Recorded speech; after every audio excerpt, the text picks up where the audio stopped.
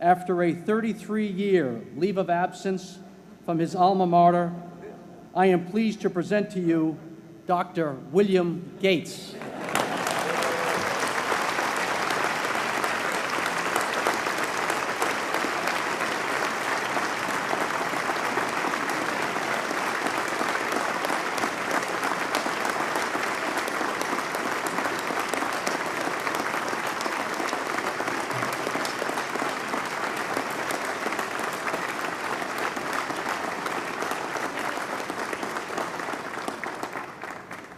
Thank you.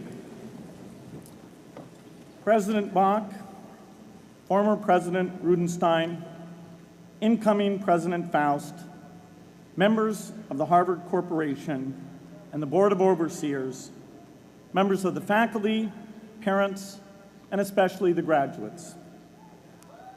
I've been waiting more than 30 years to say this. Dad, I always told you I'd come back and get my degree.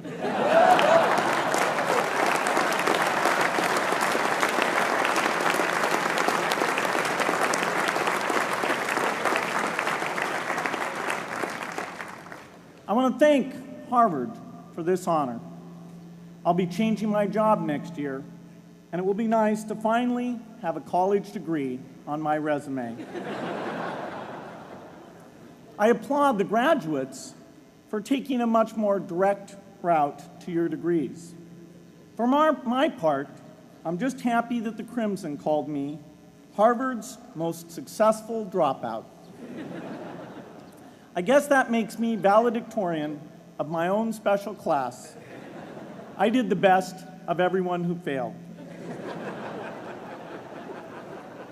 But I also want to be recognized as the guy who got Steve Ballmer to drop out of business school.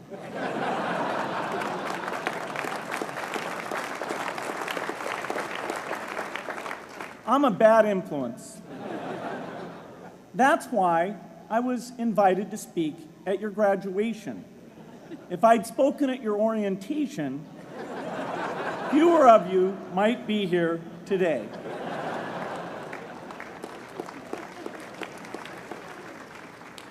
Harvard was a phenomenal experience for me.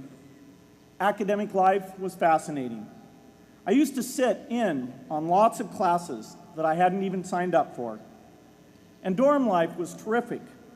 I lived up at Radcliffe in Currier House. There were always a lot of people in my dorm room late at night discussing things because everyone knew that I didn't worry about getting up in the morning. That's how I came to be the leader of the antisocial group. We clung to each other as a way of validating our rejection of all those social people. Radcliffe was a great place to live. There were more women up there, and most of the guys were math science types. The combination offered me the best odds, if you know what I mean. That's where I learned the sad lesson that improving your odds doesn't guarantee success. One of my biggest memories of Harvard came in January 1975, when I made a call from Currier House to a company in Albuquerque, New Mexico, that had begun making the world's first personal computer. I offered to sell them software. I worried they would realize I was just a student in a dorm and hang up on me. Instead, they said, "We're not quite ready. Come see us in a month," which was a good thing because we hadn't written the software yet. From that moment, I worked day and night on the extra credit project that marked the end of my college education and the beginning of a remarkable journey with Microsoft. What I remember above all about Harvard was being in the midst of so much energy and intelligence. It could be exhilarating, intimidating, sometimes even discouraging, but always challenging. It was an amazing privilege, and though I left early, I was transformed by my years at Harvard, the friendships I made, and the ideas I worked on. But taking a serious look back, I do have one big regret. I left Harvard with no real awareness of the awful inequities in the world, the appalling disparities of health and wealth and opportunity that condemn millions of people to lives of despair. I learned a lot here at Harvard about new ideas in economics and politics. I got great exposure to the advances being made in the sciences. But humanity's greatest advances are not in its discoveries, but in how those discoveries are applied to reduce inequity.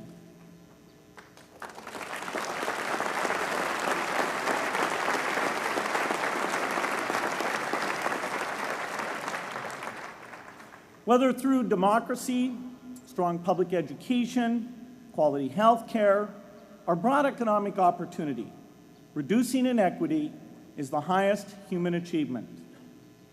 I left campus knowing little about the millions of young people cheated out of educational opportunities here in this country.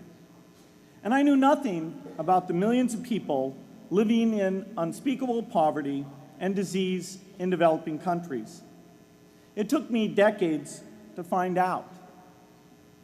You graduates came to Harvard at a different time. You know more about the world's inequities than the classes that came before. In your years here, I hope you've had a chance to think about how, in this age of accelerating technology, we can finally take on these inequities and we can solve them. Imagine, just for the sake of discussion, that you had a few hours a week and a few dollars a month to donate to a cause. And you wanted to spend that time and money where it would have the greatest impact in saving and improving lives. Where would you spend it?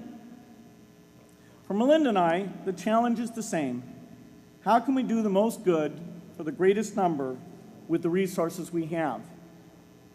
During our discussions on this question, Melinda and I read an article about the millions of children who are dying every year in poor countries from diseases that we had long ago made harmless in this country: measles, malaria, pneumonia, hepatitis B, yellow fever. One disease that I had never heard of, rotavirus, was killing 500,000 children each year, none of them in the United States. We were shocked. We had assumed that if millions of children were dying and they could be saved, the world would make it a priority to discover and deliver the medicines to save them. But it did not. For under $1, there were interventions that could save lives that just weren't being delivered. If you believe that every life has equal value, it's revolting to learn that some lives are seen as worth saving and others are not. We said to ourselves, this can't be true, but if it is true, it deserves to be the priority of our giving. So we began our work in the same way anyone here would begin it. We asked, how could the world let these children die? The answer is simple and harsh. The market did not reward saving the lives of these children, and governments did not subsidize it. So the children died because their mothers and fathers had no power in the market and no voice in the system. But you and I have both. We can make market forces work better for the poor if we can develop a more creative capitalism. If we can stretch the reach of market forces so that more people can make a profit, or at least earn a living, serving people who are suffering from the great inequities. We can also press governments around the world to spend taxpayer money in ways that better reflect the values of the people who pay the taxes. If we can find approaches that meet the needs of the poor in ways that generate profits for business and votes for politicians, we will have found a sustainable way to reduce inequity in the world. Now, this task is open-ended. It can never be finished. But a conscious effort to answer this challenge can change the world. I'm optimistic that we can do this. But I talk to skeptics who claim there is no hope. They say, inequity has been with us since the beginning and will be with us until the end, because people just don't care.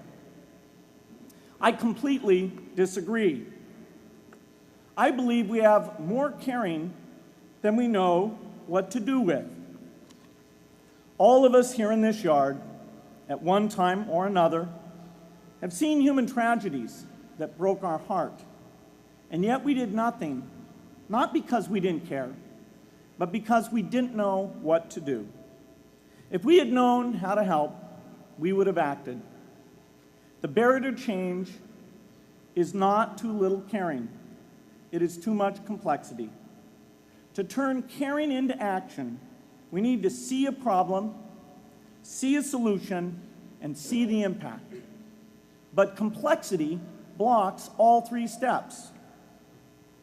Even with the advent of the internet and 24-hour news, it is still a complex enterprise to get people to truly see the problems. When an airplane crashes, officials immediately call a press conference. They promise to investigate, determine the cause, and prevent similar crashes in the future. But if the officials were brutally honest, they would say, of all the people in the world who died today from preventable causes, 0.5% were on this plane. We're determined to do everything possible to solve the problem that took the lives of the 0.5%. The problem is not just the plane crash, but the millions of preventable deaths. We don't read much about these deaths. The media covers what's new, and millions of people dying is nothing new. So it stays in the background where it's easy to ignore. But even when we do see it or read about it, it's difficult to keep our eyes on the problem. It's difficult to look at suffering if the situation is so complex that we don't know how to help. And so we look away. If we can really see a problem, which is the first step, we come to the second step, cutting through the complexity to find a solution. Finding solutions is essential if we want to make the most of our caring. If we have clear and proven answers anytime an organization or individual asks, "How can I help?" then we can get action, and we can make sure that none of the caring in the world is wasted. But complexity makes it hard to mark a path of action for everyone who cares, and makes it hard for their caring to matter. Cutting through complexity to find solutions runs through 4 predictable stages: determine a goal, find the highest impact approach, deliver the technology ideal for that approach, and in the meantime, use the best application of technology you already have. Whether it's something sophisticated like a new drug or something simple like a bed net. The AIDS epidemic offers an example. The broad goal, of course, is to end the disease. The highest leverage approach is prevention. The ideal technology would be a vaccine that gives lifelong immunity with a single dose. So governments, drug companies, and foundations are funding vaccine research. But their work is likely to take more than a decade. So in the meantime, we have to work with what we have in hand, and the best prevention approach we have now is getting people to avoid risky behavior. Pursuing that goal starts the 4-step cycle again. This is the pattern. The crucial thing is to never stop thinking and working, and never do what we did with malaria and tuberculosis in the 20th century. which is to surrender to complexity and quit. The final step, after seeing the problem and finding an approach, is to measure the impact of the work and to share that, success or failure, so that others can learn from the efforts. You have to have the statistics, of course. You have to be able to show, for example, that a program is vaccinating millions more children. You have to be able to show, for example, a decline in the number of children dying from the diseases. This is essential not just to improve the program, but also to help draw more investment from business and government. But if you want to inspire people to participate, you have to show more than numbers. You have to convey the human impact of the work so people can feel what saving a life means to the families affected. I remember going to the World Economic Forum some years back and sitting on a global health panel that was discussing ways to save millions of lives. Millions. Think of the thrill if you could save just one person's life, then multiply that by millions. Yet, this was the most boring panel I've ever been on. Ever. So boring, even I couldn't stand it. What made that experience especially striking was that I had just come from an event where we were introducing version 13 of some piece of software, and we had people jumping and shouting with excitement. I love getting people excited about software, but why can't we generate even more excitement for saving lives? You can't get people excited unless you can help them see and feel the impact.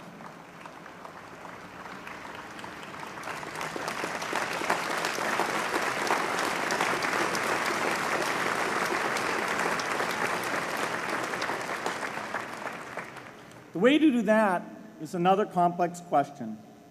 Still, I'm optimistic. Yes, inequity has been with us forever, but the new tools we have to cut through complexity have not been with us forever. They are new. They can help us make the most of our caring, and that's why the future can be different from the past.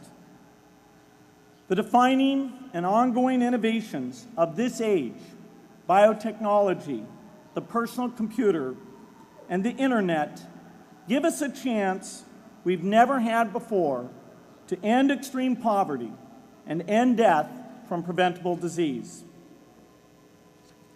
60 years ago, George Marshall came to this commencement, and he announced a plan to assist the nations of post-war Europe. He said, I quote, "I think one difficulty is that the problem is one of such enormous complexity that the very mass of facts presented to the public by press and radio make it exceedingly difficult for the man in the street to reach a clear appraisement of the situation. It is virtually impossible at this distance to grasp at all the real significance of the situation." 30 years after Marshall made his address, which was 30 years ago, as my class graduated without me, technology was emerging that would make the world smaller, more open, more visible, less distant. The emergence of low-cost personal computers gave rise to a powerful network that has transformed opportunities for learning and communicating. The magical thing about this network is not just that it collapses distance and makes everyone your neighbor. It also dramatically increases the number of brilliant minds we can bring in to work together on the same problem. And it scales up the rate of potential innovation to a staggering degree. At the same time, for every person who has access to this technology, 5 people don't. That means many creative minds are left out of this discussion. Smart people with practical intelligence and relevant experience who don't have the technology to hone their talents or contribute their ideas to the world. We need as many people as possible to gain access to this technology because these advances are triggering a revolution in what human beings can do for one another. They are making it possible, not just for national governments, but for universities, corporations, small organizations, and even individuals to see problems, see approaches, and measure the impact of their efforts to address the hunger, poverty, and desperation George Marshall spoke of 60 years ago. Members of the Harvard family, here in the yard is one of the great collections of intellectual talent in the world. For what purpose? There is no question that the faculty, the alumni, the students, and the benefactors of Harvard have used their power to improve the lives of people here and around the world. But can we do more? Can Harvard dedicate its intellect to improving the lives of people who will never even hear its name? Let me make a request of the deans and the professors, the intellectual leaders here at Harvard. As you hire new faculty, award tenure, review curriculum, and determine degree requirements, please ask yourself, should our best minds be more dedicated to solving our biggest problems? Should Harvard encourage its faculty to take on the world's worst inequities?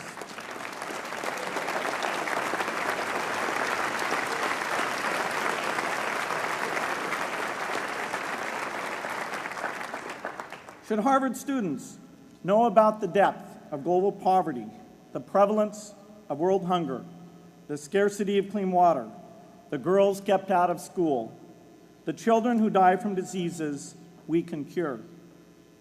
Should the world's most privileged learn about the lives of the world's least privileged? These are not rhetorical questions.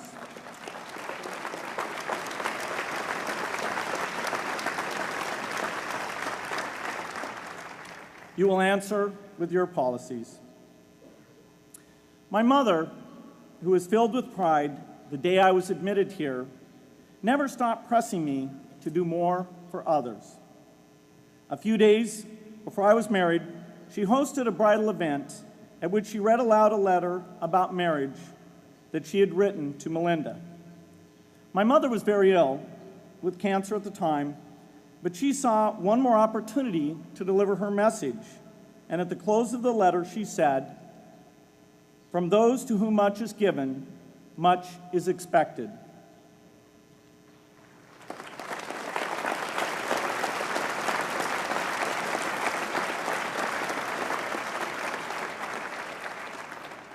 When you consider what those of us here in this yard have been given in talent, privilege, and opportunity, there is almost no limit to what the world has a right to expect from us.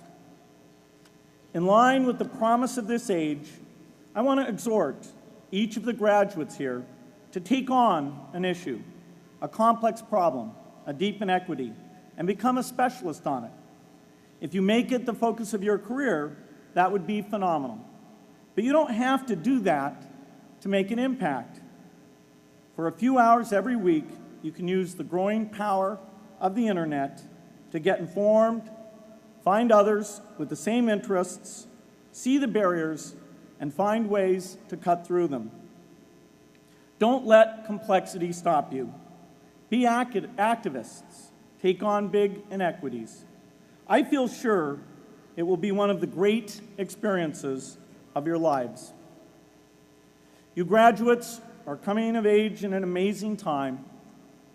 As you leave Harvard, you have technology that members of my class never had. You have awareness of global inequity, which we did not have.